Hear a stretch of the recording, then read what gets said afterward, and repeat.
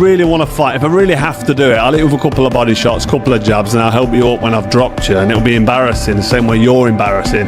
So if you've not seen the video, that's basically what I said. So he's addressed that and said he's not going to give anybody a payday who he doesn't like. It feels like he's the big star and the big draw, like anybody gives a shit at him, you know what I mean? It's just a big fat... It's 2.5 mil, I'm looking at the camera, it's 2.5 million sterling, SAP.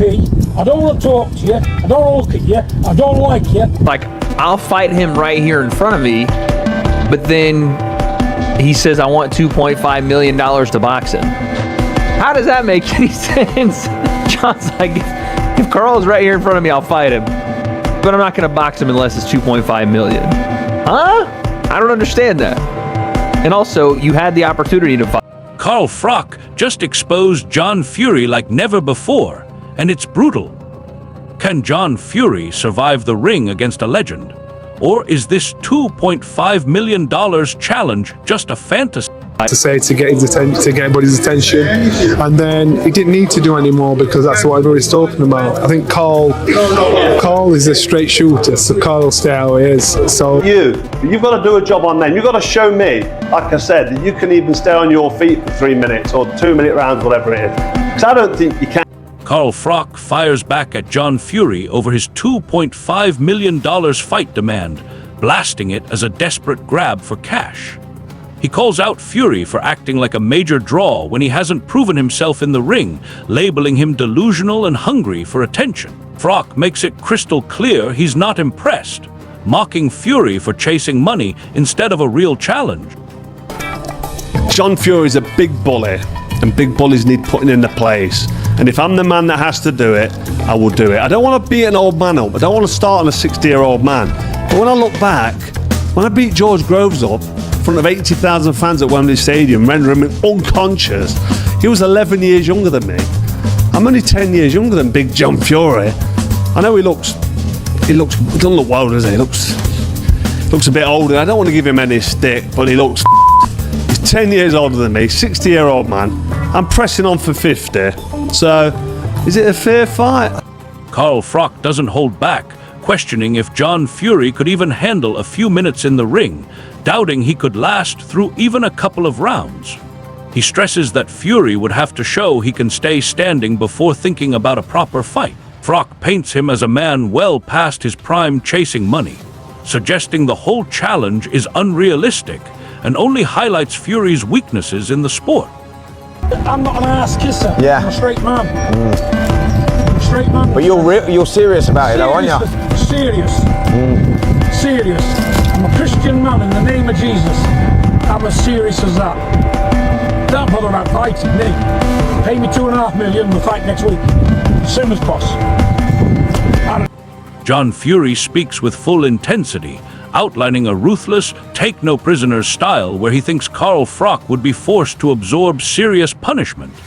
He claims Froch would feel the full impact and take heavy hits if the fight went ahead, painting a harsh picture of the battle. Fury even says Froch would likely need stitches and would have to truly earn any payday in a real fight. And there, hands high, just catch the shots through. Keep chopping him. Little punches like that. Little bang! Yeah. He's going to get the lot. You get the full issue. How long do you think it lasts? Probably get the plenty of lot as well. It's a misfit show. Yeah. How long? Crack him at elbow nice and sharp. He'll need about 18 stitches in that. So he's in for a fight. So he's ready for a fight. The Wade concept points out that John Fury's age and mobility would be a huge problem, predicting he'd tire out within 2 rounds against Carl Froch. They argue Fury wouldn't handle Froch's pressure or pace and would fade fast. The conversation highlights how this matchup would likely show a big difference in fitness and timing between the two. I love that John is just so confident in himself. He would gas inside of 2 rounds. 2 rounds, but if he even made it 2 rounds with Carl Froch, he would gas probably in the first round. He's 60 years old. I'm not saying he couldn't hobble about for 4 rounds or something, but he would be gassed inside of 2. Because the way that John runs... Duke McKenzie wonders if Carl Froch would even take up John Fury's challenge without a big financial incentive. He suggests Froch fights for the prize and wouldn't respond to empty calls unless there's a serious payday on the line. McKenzie also hints that Fury's money-focused approach makes the fight unrealistic and unlikely to happen under normal conditions. And then there's Froch, who's been paid to fight. He's used to getting money for knocking guys out. I'm sure if they put enough knocks in front of Carl Froch, in front of Carl Froch, then he might rise to it. But he ain't gonna rise to it if there's no money on the table, if there's no end goal. If you want to punch up, you can go out in the street and have that Any Pain Game hails Carl Froch as a proven world champion with top-level toughness and genuine fight credentials. Eddie Hearn even calls him one of the most dangerous fighters to face in the ring. These remarks underline Froch's legitimacy at the elite level, making John Fury's big demands seem completely out of touch with reality. Carl's a genuine, world champion level fighter, and he's actually bigger than you'd think, right, when you meet him. He's a lot younger than John, and his peak was outrageously good, right, and he's kept himself in shape. And even now, I remember having a chat with Eddie Hearn, about, what fighter you've met is, the toughest fighter, and he said to me, if I'm ever in a bit of bother, the man I want standing next to me at a pub or whatever is called fucking Froch.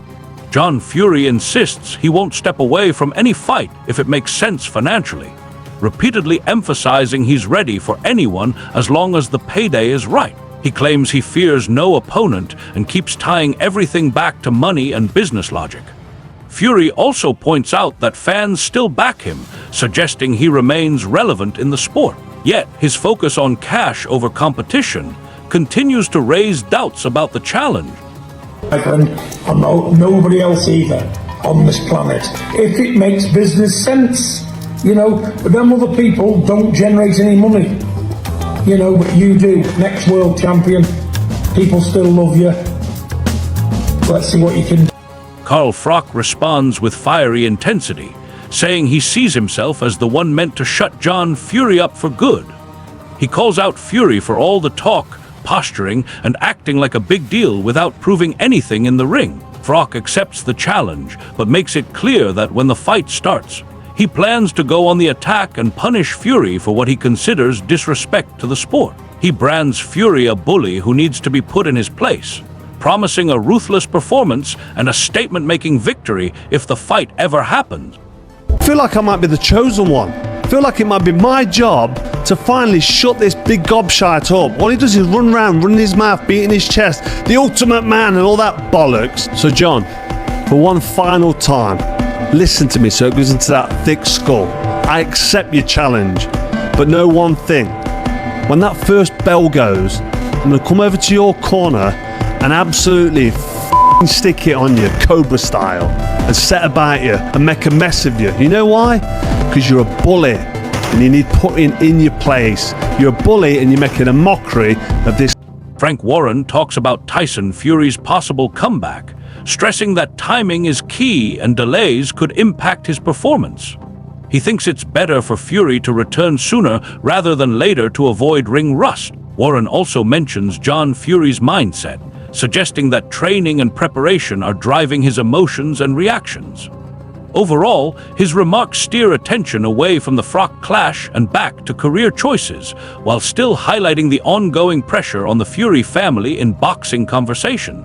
I'm sure Tyson prefer that not to be said, and I'm a big believer. You keep you haven't got to tell the world what you got to say to your family, yourself. Carl Froch calls the whole situation a joke, sharply criticizing John Fury and branding him a bully chasing attention instead of real competition. He insists Fury is dodging serious action while making noise for publicity. Froch then turns to Tyson Fury, noting his comeback and describing him as calm, fit, and still capable despite time away.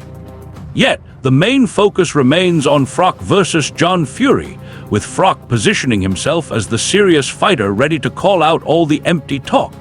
All he's doing is attention seeking, and he's getting more attention now, but him anyway. Tyson Fury, Makbadov. Good little fight. Tyson's nice and relaxed. He's coming back. again, after retiring, he's back out of retirement. We kind of knew it was going to happen. He seems in a good place. He seems quite happy. He's not out of shape. He's in his usual shape, which isn't great shape in terms of physicalities to look at. He's not good on the optics, but you know he's in shape because he's not 28 stone. He's Joe Egan takes aim at John Fury, questioning why he avoids settling issues in the ring instead of just talking. He says he has no fear of facing Fury, whether in a small venue or a professional arena, expressing full confidence he would come out on top. Egan emphasizes that honor and accountability are what count in combat sports, arguing that strength without integrity is meaningless. He also fires back at being called a fraud, flipping the criticism on Fury and suggesting it's him who's avoiding a real fight despite his tough reputation. Because he called me a fake and a fraud, fake hard man. I will show him how much of a fake hard man I am. He's the one that's showing. Eddie Hearn delivers a straightforward take on a possible clash between John Fury and Carl Froch, saying that if Fury ever tried to physically challenge Froch, it would end quickly in Froch's favor. He points out how fast, experienced fighters can stop aggressive moves once things get physical. Hearn also doubts that such a confrontation would happen in public, like during a broadcast event, noting that security and professionalism would stop it. His remarks highlight the gap between talk and real boxing skill, reinforcing Froch's advantage in any real fight. A foot away from each other. If John Fury stuck it on Carl Froch in his space, I think he would chin him immediately. Really? Even live on Netflix? Yes. Because these guys, they don't allow you to... Adam Smith analyzes the tension between John Fury and Carl Froch, suggesting it probably comes from social media criticism that Fury took personally. He notes this doesn't mean Froch is dodging a fight, but that the situation has escalated because of personal remarks. Smith adds that a public clash between them would actually entertain fans, implying both have strong personalities that could make for a compelling showdown if it ever happened under controlled conditions. Yesterday we saw the announcement of Tyson Fury versus Arslanbek Makhmudov. The big talking point from the press conference was the similarity in size. You know, Shane Fury said to me he doesn't remember Tyson fighting somebody that big before. Liam Guff points out the ongoing clash between John Fury and Carl Froch, noting there's obvious mutual dislike built up from repeated callouts and public remarks. He mentions past talks where an exhibition-style fight was even suggested, showing negotiations were never entirely closed. However, he highlights Fury's constant insistence that the money has to be right, while Froch has proposed doing it for charity. This contrast shows the gap between ego-driven demands and practical solutions that could actually make the fight possible. John Fury was doing that and goading Carl Froch, and I know John Fury doesn't like Carl Froch. Carl Froch mentions him, although I haven't really watched much of Carl Froch's videos lately. But Carl Froch, I know, has mentioned John Fury in the past. He's had a go with John Fury. They actually talked about having an actual, was it an exhibition or a boxing type match?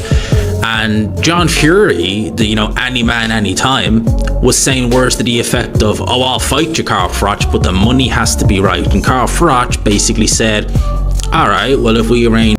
Johnny Nelson offers a straight take on the heated clash between Carl Froch and John Fury, saying Froch would be extremely dangerous if the fight ever took place. He suggests Froch could dominate Fury thanks to his experience and precise boxing skills.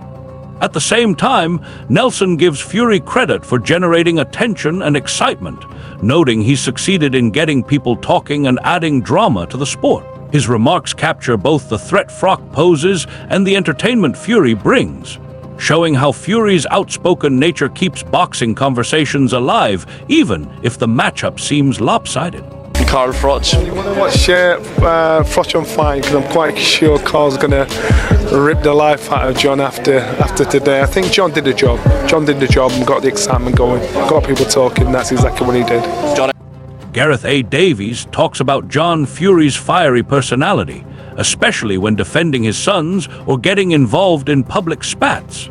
He notes that Fury's strong emotions often spark controversy and keep him in the spotlight within boxing discussion. Davies also shared that in a direct conversation, Fury expressed frustration over being called out and insisted he's ready to face anyone if challenged. These remarks highlight Fury's aggressive mindset and quick reactions, while showing how his presence continues to create headlines and drive debate in the boxing world. What John does, he's very, very, very passionate around his sons when they're fighting, and it gets something out of him. I spoke to him, right, literally face to face, and I said, well, you know, what is upset? He said, I don't want people calling me out because I'll take any man on. Yeah. You know the comments. Yeah. My guy came from. Spencer Oliver weighs in on a hypothetical showdown between John Fury and Carl Froch, calling it a tricky fight to call but slightly favoring Froch because of his Cobra-like style and sharp boxing instincts. He notes that Froch, even at 48, is still in great shape and poses real danger in the ring. At the same time, Oliver acknowledges Fury's fearless personality and willingness to face anyone, mentioning how tensions have spilled over beyond Froch to figures like Lennox Lewis. He points out that Fury's confrontational nature stirs debate and chaos, but Froch's technical skill and elite experience could ultimately decide the outcome if it ever came to a real fight. Good opponent for Tyson, looks the part. I don't think it's too dangerous. I think it's dangerous enough for people to give him a little bit of attention. I think out of his 21 wins, he's had 19 knockouts, so he can punch. So Tyson's got to depend on that skill, the experience that he has, to make sure he puts on a decent performance. And I think, this guy's made for him.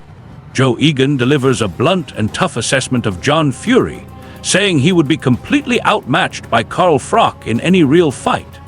He describes Froch as a Hall of Fame-level fighter who has faced and beaten top opponents throughout his career, while calling Fury more of a bully than a true boxer. Egan strongly believes Froch's experience, toughness, and championship credentials would give him a dominant edge if they ever met in the ring. His remarks underline that real skill and reputation inside the ring outweigh loud talk outside it, cementing Froch as the far more legitimate and dangerous competitor in this ongoing feud. This video is for information and educational purposes only to keep boxing fans updated. We do not own any rights to the clips or content used, and it is shared under fair use for commentary, analysis, and education. This video was created to be unique, informative, and engaging for our audience with the help of AI. All opinions expressed are for discussion and entertainment.